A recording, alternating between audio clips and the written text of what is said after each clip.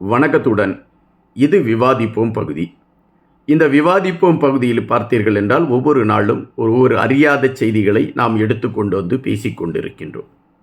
இதற்கு நல்ல வரவேற்பு இருக்கிறது, அல்லது பலர் அதை விரும்பி பார்க்கின்றார்கள் என்பது ஒரு பதிவாக இருக்கின்றது. அது மகிழ்ச்சியாகவும் இருக்கின்றது. நாம் தொடர்ச்சியாகவே ஆவணக்கிடங்குக்குள் சென்று அந்த ஆவணத்தில் பதுங்கி இருக்கக்கூடிய தகவல்களைத்தான் நாம் எடுத்துக்கொண்டு வந்து கொண்டிருக்கின்றோம். அப்படி வந்து கொண்டிருக்கின்ற சூழலிலே ஒரு 2-3 நாட்களுக்கு முன்பாக ஒரு இணையதளத்தை பார்க்கக்கூடிய வாய்ப்பு கிடைத்தது. அந்த இணையதளத்தில் ஒரு கேள்வி கேட்கப்பட்டிருந்தது. இயேசு கிறிஸ்துவை அந்த கடைசியாக அவர் சிலுவையில் அறைந்த பொழுது 3 ஆணிகள் உபயோகப்படுத்தப்பட்டன. இந்த 3 ஆணிகள் இயேசு கிறிஸ்துவை அறைந்த பின்பு அந்த ஆணிகள் எங்கு கொண்டு செல்லப்பட்டது, அது தற்பொழுது எங்கு இருக்கிறது போன்ற விவரங்கள் யாருக்காவது தெரியுமா என்கின்ற கேள்விகள் தான் அந்த இணையதளத்திலே பதிவாகியிருந்தது. இந்த கேள்வி நம் மனதிற்குள்ளும் ஒரு உத்வேகத்தை கொடுத்தது. இதை குறித்து நாம் ஏன் ஆராயக்கூடாது என்கின்ற ஒரு எண்ணத்தை எடுத்து இது சார்ந்து சில தகவல்களை திரட்டக்கூடிய ஒரு களத்தை நான் எடுத்தேன். அப்படி எடுக்கின்ற பொழுது இந்த 3 ஆணியை குறித்து 3 விதமான கதைகள் இருக்கின்றன. ஒரு ஆணி பாதுகாக்கப்பட்டு கொண்டிருக்கின்றது. ஜெர்மனியில் இருக்கக்கூடிய ஒரு தியரர் என்கின்ற நகரத்தில் பீட்டர் ஆலயத்தில் இந்த ஆணி பாதுகாக்கப்பட்டு கொண்டு இருக்கிறது. ஒரு ஆணி பாதுகாக்கப்பட்டு கொண்டு இருக்கிறது என்று குறிப்பிடுகின்றார்கள். ரிச்சர்ட்ஸ் மைல்ஸ் என்கின்ற ஒரு ஆய்வாளர் இந்த சென்ட் பீட்டர்ஸ் ஆலயத்தில் இருக்கக்கூடிய அந்த ஆணியை எடுத்து பார்க்கிறார். அவர் தொட்டு பார்க்கக்கூடிய ஒரு வாய்ப்பு அவருக்கு கொடுக்கப்படுகிறது. அப்படி அவர் தொட்டு பார்க்கின்ற பொழுது அந்த ஆணியின் உருவம் இதுவரை எந்த ஆணிக்கும் இல்லாத ஒரு மாறுபட்ட உருவமாக இருக்கிறது என்று கண்டுபிடிக்கிறார். அதுபோல இந்த ஆணியில் இருக்கக்கூடிய அந்த எடை மற்ற ஆணிகளை அது நாம் ஒப்பிட்டு பார்க்கின்ற பொழுது இந்த ஆணியின் கணம் கூட அதிகமாகவே இருக்கிறது என்று குறிப்பிடுகின்றார்.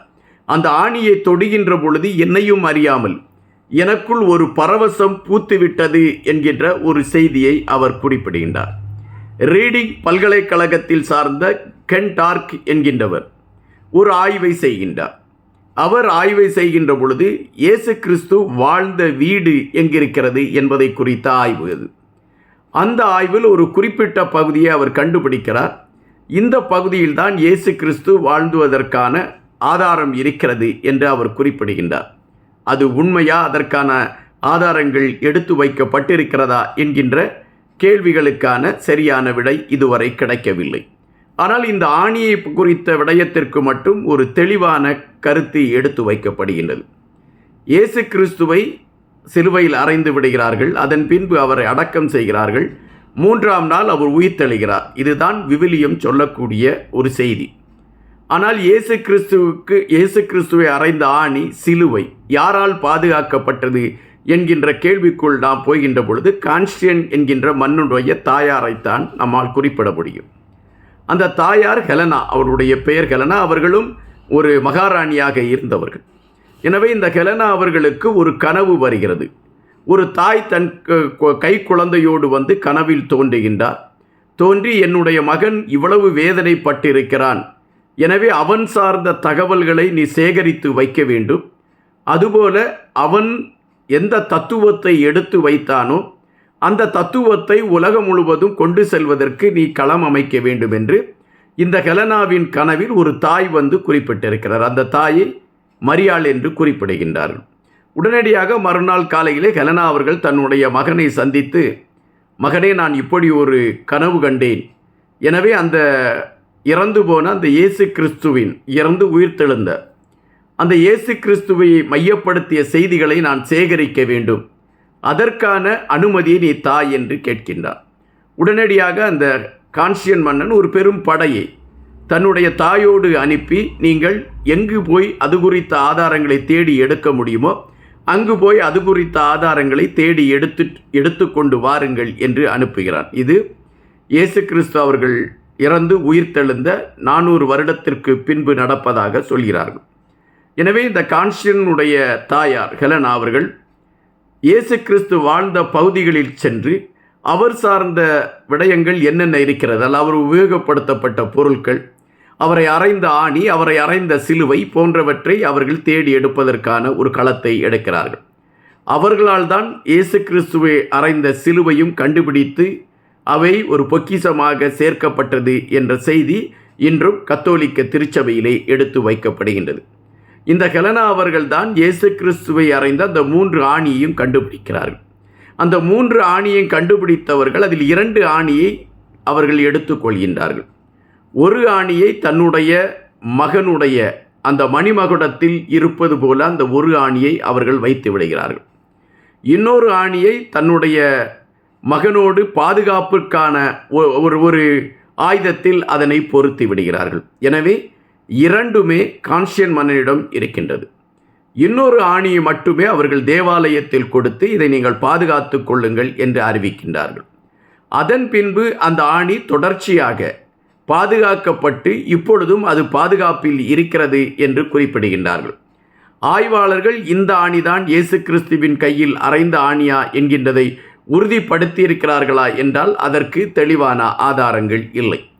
கான்ஸ்டியன் மன்னன் எடுத்துக்கொண்ட அந்த 2 ஆணிகள் என்ன ஆயிற்று என்கின்ற கேள்விக்கு இதுவரை சரியான ஒரு விடை யாராலும் கொடுக்கப்பட முடியவில்லை.